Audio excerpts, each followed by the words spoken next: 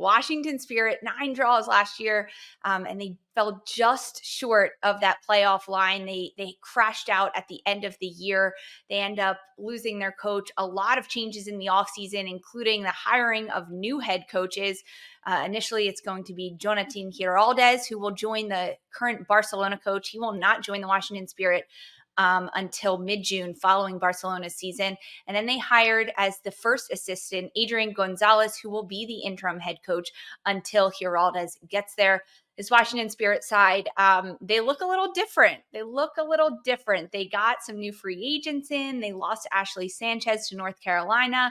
But ultimately, this is a side that Darian wants to be back in the postseason. They won the championship just 2 years ago, and they didn't even make the postseason this year. Yeah, I think, like we were saying before, this is a team, you look at 2023, and they should have been a playoff contending team. They have all of the personnel to do it. They have the players that are hungry. They're on the ball, 1v1 mentality. Ashley Hatch scoring a ton of goals despite them not having the best season. I think these players are going to be really hungry coming into this season. So especially with Jonathan Giraldez coming in, I think Casey Kruger is a huge pickup for them. Corey Bethune, McKenna Morris, Hal Hirschfeld.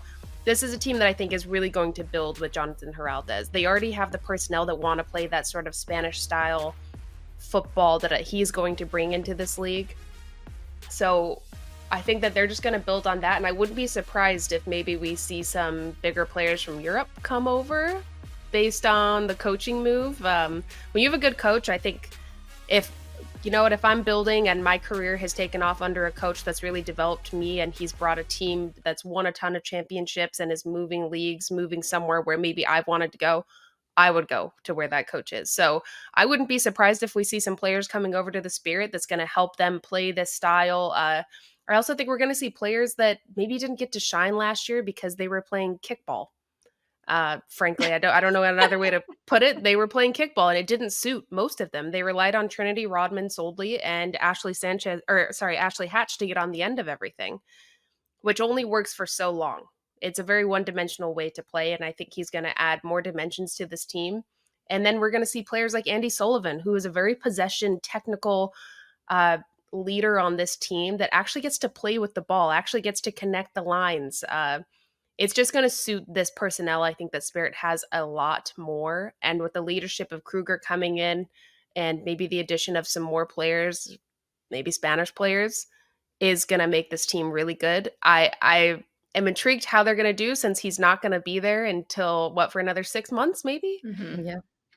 Darian, do you know something we don't know? You keep mentioning other Spanish players that are coming. Come on, what's the secret? I can just see it. They didn't make enough moves to me in the offseason for it to make sense with him coming in. I don't think, especially a coach of his stature and what the influence that he has, I will bet people that we will see Spanish players in the NWSL. I'm with you. Yeah, everyone better have receipts after this episode. Yeah. I know we're claiming big things. Watch me be wrong. Listen, just kidding. They went out. Michelle King, Mark Krikorian, the Washington Spirit went out and did their coaching search, and this was the candidate that they landed on. And they landed on Jonathan Giraldez for a reason. They wanted to bring him in to hopefully map out success for this Washington Spirit side. So will it happen in year one? I think that's what we're all waiting to see. But I'm with you in terms of the bigger picture. I think that is the component that's missing here. Some of those international players to come on in and hopefully help Washington Spirit kind of take that next step in this new era. Because I would have paid money. Forget being a fly on the wall. I would have paid money to be in the room to listen to Mark Krikorian explain the American system of an NWSL draft to Jonathan Giraldez and say, yes, we hired you. Yes, we believe in the vision. Yes, we're rolling the dice with you, and we will be selecting players for you.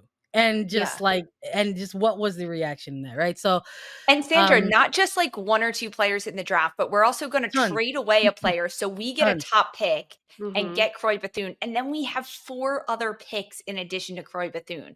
So that's going to be confusing.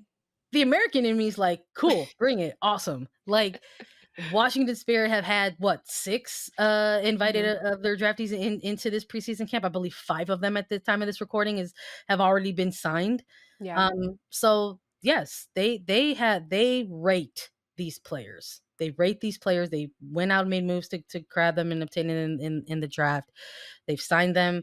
Some of these players did not sign just like these kind of 1 year and we'll see deals. I mean, we're talking, Corey Bethune has a 3-year contract with this club, which again, I've been saying this, I think, for the last week or so, how there's not enough emphasis and importance and significance, I think, that's placed on that type of contract.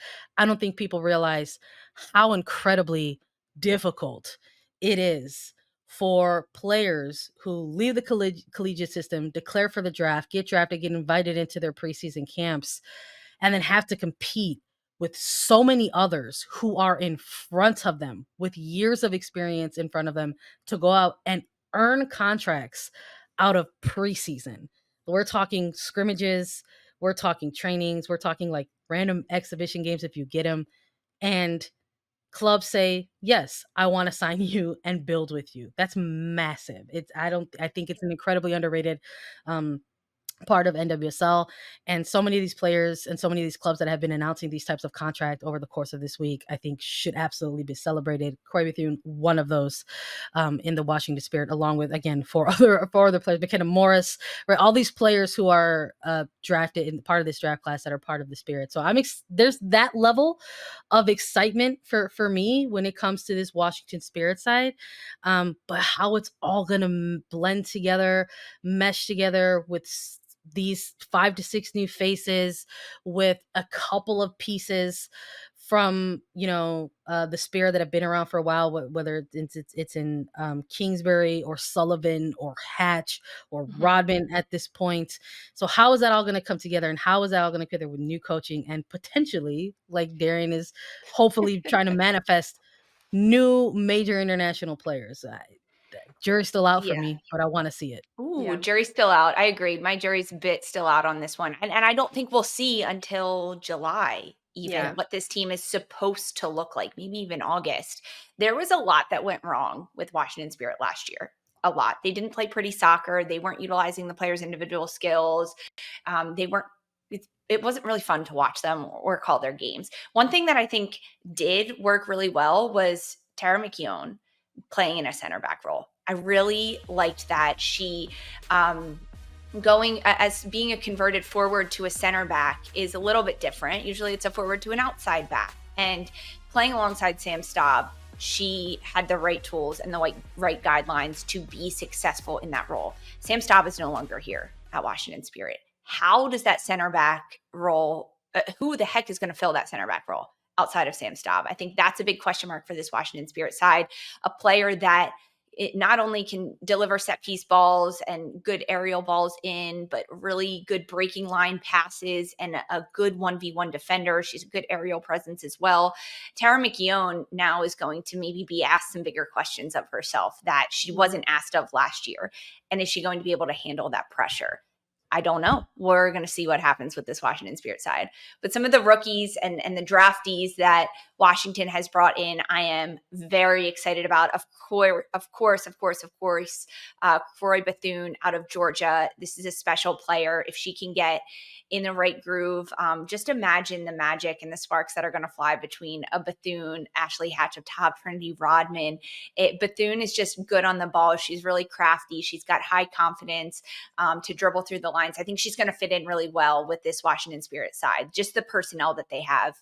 Hal Hirschfeld, also a big personality player out of Clemson. Her teammate McKenna Morris is there too, out of Clemson. These are players that can hopefully make an immediate impact on this side because they need to. I think that we're going to see this rookie class for Washington play a bit of a bigger role than perhaps we've seen rookie classes play in the past. And not just because of how many there are, but because of the talent that they bring to this group. And with Casey Kruger now on this roster, I think she's going to help lead them a lot, along with Andy Sullivan on the field, which is going to help them ultimately. But we won't see that for a while. I think it will take until July or August when we actually see the full potential of Washington Spirit and what they're going to do not only because Jonathan Giraldez will be there, but also potentially other players that he's bringing in, which you've alluded to, Darian. So that the evolution of this side isn't going to come. And now the question is August too late for a team to be able to?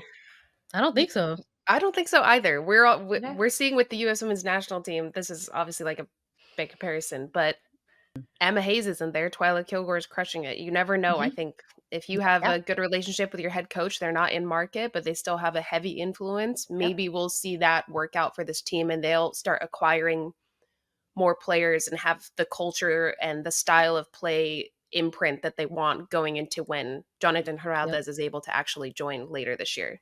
Also, the NWSL is no stranger to that narrative. I mean, we've seen the second half team. We saw Kansas City Current do it a couple years ago. We just saw Gotham do it worst to first. We've seen that. We saw Angel City punch their ticket to the postseason. Right, but those coaches all knew the NWSL. Adrian Gonzalez and Jonathan Giraldez don't know the league, let alone a league with 14 teams. Good point. Yeah, no. So we'll see. Is Washington? I think maybe there's that sub question to it. Is Washington Spirit going to be that one half team, and which half is it going to be? Are we going to see it? Are we going to see them ride that second half into the sunset, or are they going to kind of do themselves a disservice in the first half of the season? We get our first taste of Washington Spirit this Sunday at Seattle. They take on the Reign March 17th at 6:00 Eastern time, and we'll get a taste of all of the teams this weekend.